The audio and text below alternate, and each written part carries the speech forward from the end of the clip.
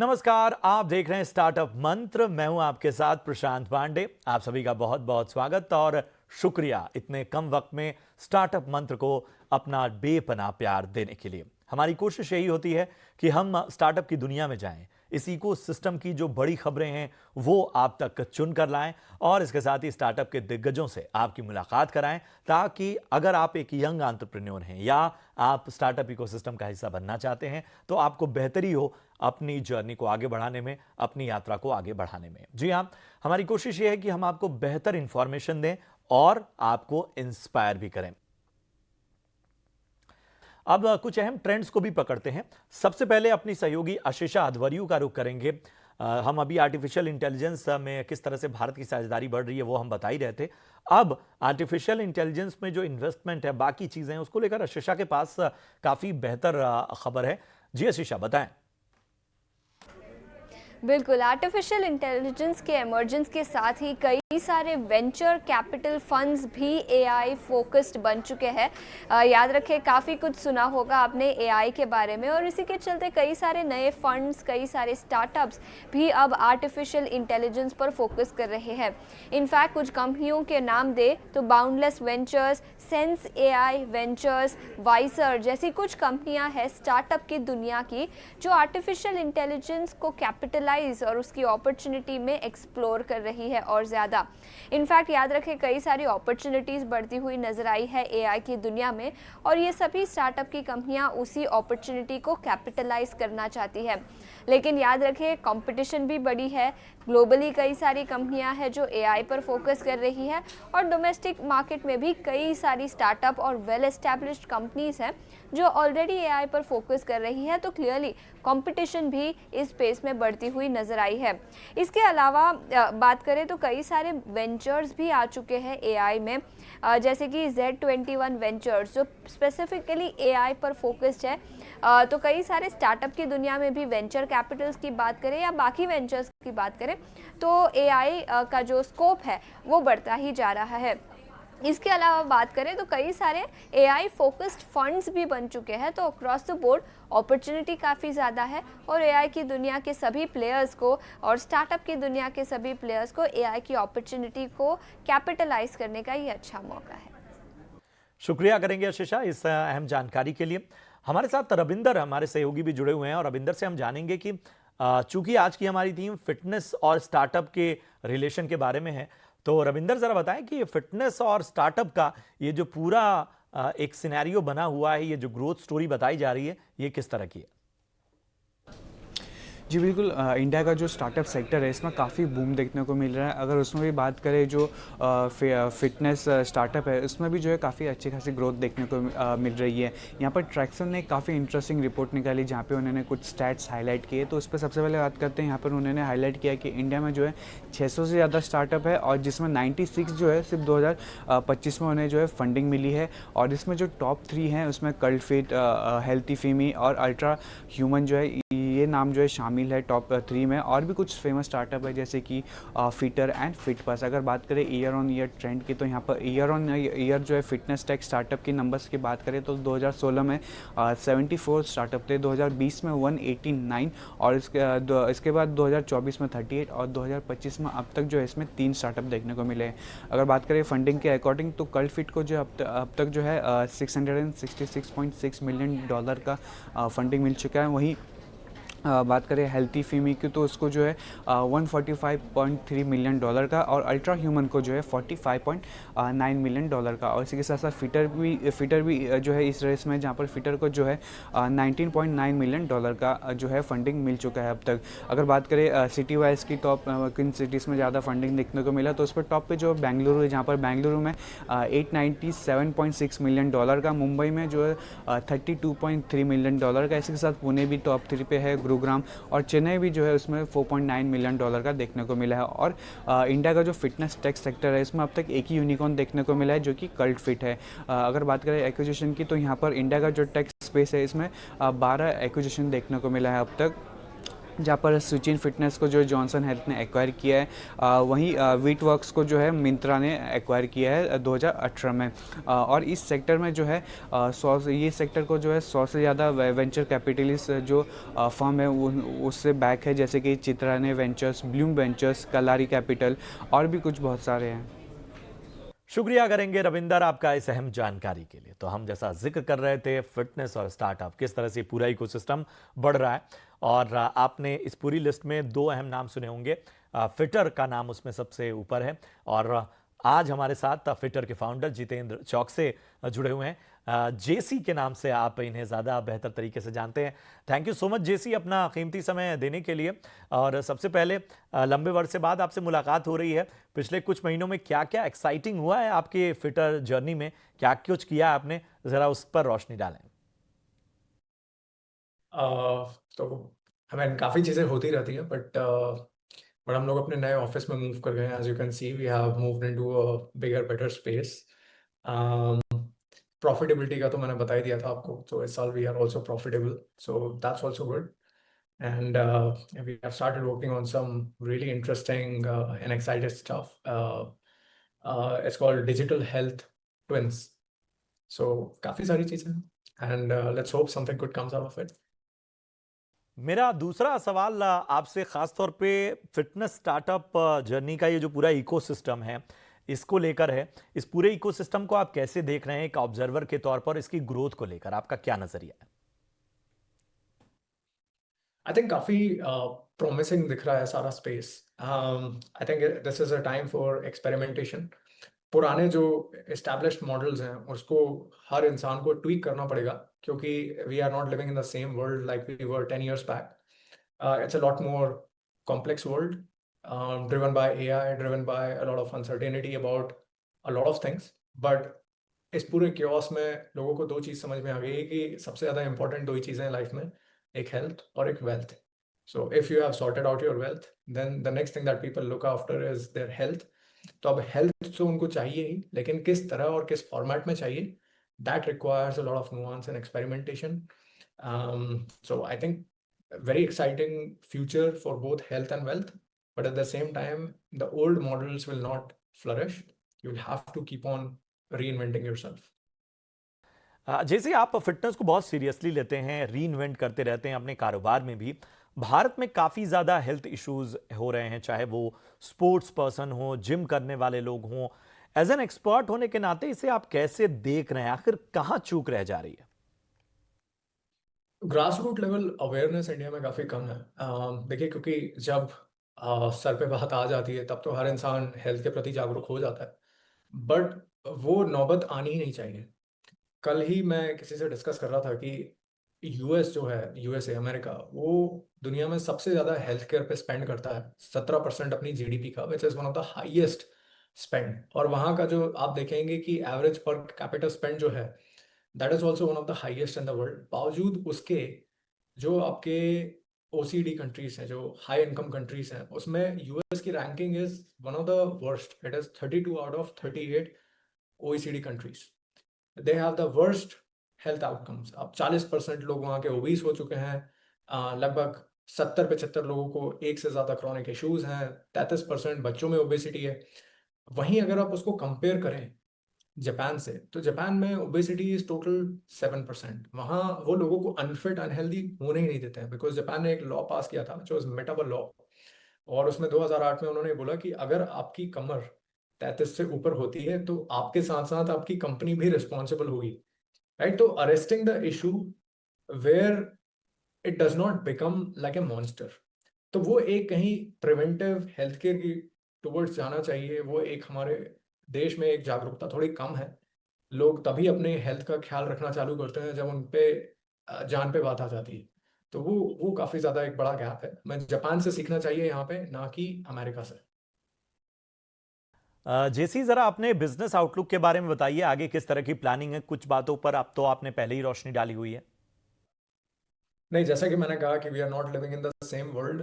Fitness का मायना 10 साल पहले लोगों के दिमाग में कुछ और था, आज कुछ और है, 10 साल बाद कुछ और होगा। घूम फिर के हर इंसान को एक अच्छी, लंबी, साथ ही साथ सेहतमंद ज़िंदगी जीनी है। लेकिन क्या है कि ट्रेंड्स आते हैं और कई बार बेसिक जो चीज़ें हैं जिसको कि आप बहुत ही सही तरीके से समझा सकते हैं, पर उसको आपको एक अलग क्राउड को अलग तरीके से समझाना पड़ता है, उसको एक अलग तरीके से उनको दिखाना पड़ता है। तो अभी जैसे फॉर एग्जांपल हमारे केस में पहले हम एक फिटनेस कंपनी थे जहाँ पे कि कोई भी इंसान आता था, वो हेल्दी डाइट और न्यूट्रिशन फॉलो करता था, ट्रेनिंग करते थे। लेकिन अब क्योंकि you also have different kinds of influencers, लोग लॉन्जेविटी के बारे में बात करने लगे हैं, लोग क्रॉनिक हेल्थ के बारे में बात करने लगे हैं। तो अब हमने ये किया है कि देखिए अगर आपको इन सब चीज़ों का असर देखना है तो why don't you build a model जहाँ पे कि आप अपनी लाइफस्टाइल का डेटा, अपना क्लिनिकल डेटा, अपना एंथ्रोपोमॉर्फिक और जो मॉर्फोमेट्रिक डेटा है उसको पूरे को कंबाइन करके और आपको उसको विजुअलाइज कर सकते हैं कि एक्चुअल में हमारी बॉडी के अंदर क्या हो रहा है, और अगर मैं कुछ कर रहा हूँ, मैं अगर एक्सरसाइज कर रहा हूँ तो सच में क्या उससे मेरे को फर्क पड़ रहा है। बिल्कुल। और मेरा आखिरी सवाल रोल मॉडल्स के ऊपर है। और जाहिर सी बात है, भारत में स्टार सिस्टम है, लोग फिटनेस को लेकर अपने रोल मॉडल्स को देखते हैं। आपके रोल मॉडल्स कौन कौन से रहे हैं, उन्होंने आपको किस तरह से प्रेरित किया है? देखिए बचपन से तो ऐसे काफ़ी सारे एक्टर्स थे, एक्ट्रेसेस थी जिनको मैं फॉलो करता था। आपको पता होगा कि I am a very big fan of Hrithik Roshan, बचपन से वो मेरे आइडल रहे हैं। बट अब जैसे जैसे आई एम गेटिंग ओल्ड, अभी हाल ही में नवंबर में आई विल ऑल्सो टच 40। तो इसके बाद I am looking forward to people जो एक अच्छी सेहत मेंटेन करके रख रहे हैं। और there is a Singapore based model come actor and almost like an idol. He is 60 years old, but अगर आप उनके फोटोज देखेंगे, अगर आप उनके वीडियोस देखेंगे, so he looks like a 30-year old. और जो उनकी एक लाइफस्टाइल है, it is very simple, it is not very complex. तो वो कहीं ना कहीं एक लोगों को ये चीज़ बताने में काफ़ी हेल्पफुल है कि देखिए आप दुनिया भर के ट्रेंड्स आते रहते हैं, लेकिन घूम फिर के बेसिक चीज़ें जो हैं, hard work, consistency, clean eating, exercising every single day, sleeping for 7 to 8 hours, drinking 3+ liters of water, ये बेसिक चीज़ें ही at the end of the day आपको हेल्प करती हैं। तो आप जैसे आपके इन्वेस्टमेंट के रूल होते हैं, जैसे वेल्थ आपकी रातों रात नहीं बढ़ती है, उसको एक्यूमुलेट होने में टाइम लगता है, देन यू हैव कंपाउंडिंग। उसी तरह से हेल्थ का भी वैसा ही होता है कि आपको बेसिक चीज़ें, हो सकता है कई बार वो आपको बोरिंग लगे, लेकिन वही आपको रिपीट करनी पड़ती है, and over a period of time your health also compounds like your wealth. तो बेसिक चीज़ें हैं। बस उसी के लिए आई हैव स्टार्टेड फॉलोइंग क्वांतो टैन। एंड उसके अलावा फिर of course Hrithik Roshan is always there. He is always going to be my idol. Yep. Thank you so much जेसी, बहुत अच्छा लगा आपसे बातचीत करते हुए। और मैं आपसे वादा लेता हूं, ये तो ऑनलाइन हमारी चर्चा हो रही है, आप स्टूडियो में पधारिए और हम एक लंबी बातचीत करेंगे जिसमें और ज़्यादा लोगों को इंस्पायर करेंगे। आपको, आपकी पूरी टीम को, आपकी फिटनेस जर्नी के लिए हमारी ओर से ढेर सारी शुभकामनाएं। चलिए यहां रुकेंगे एक छोटे से ब्रेक के लिए, लेकिन फिटनेस इतना वास्ट है कि हम इस पर और चर्चा करेंगे। इस छोटे से ब्रेक के बाद एक और स्टार्टअप के दिग्गज को जोड़ेंगे। आप बने रहिए हमारे साथ।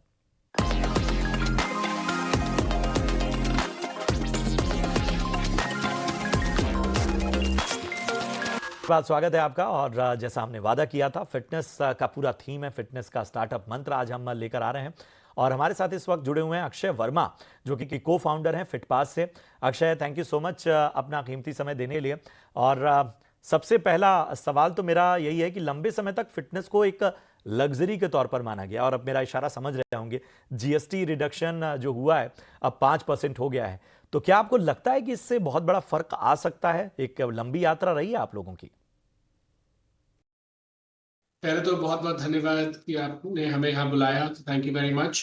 डेफिनेटली ये काफ़ी लंबे लंबे समय से हमारा ये हमारी कोशिश रही है सरकार के साथ कि फिटनेस को एक नेसेसिटी की तरह रिक्लासिफाई करे। तो 2018 में भी हमने 28% से 18% करवाया था जीएसटी में संशोधन, और आज 18 से 5 हुआ है। तो पहली बात तो आई थिंक एक चीज़ अब एक्सेप्ट कर ली गई है सोसाइटी में और हमारी सरकार ने कि फिटनेस एक नेसेसिटी है, लग्जरी नहीं, एक रोजमर्रे की आवश्यकता है। तो क्या इस चीज से बूस्ट मिलेगा? डेफिनेटली, क्योंकि अब तो हमारे आदरणीय प्रधानमंत्री जी भी लाल किले से बोल रहे हैं कि मोटापा एक बहुत बड़ा प्रॉब्लम है, इंडिया को फिट रहना है। तो पहले तो नैरेटिव आया, तो अब नैरेटिव आ गया है, तो अब थोड़ा सा एक्शन आया। लेकिन जीएसटी में 5% जो संशोधन किया गया वो अपने आप में बहुत ही बड़ा कदम है, लेकिन पूरा सोल्यूशन ये नहीं है क्योंकि इनपुट क्रेडिट नहीं दिया गया।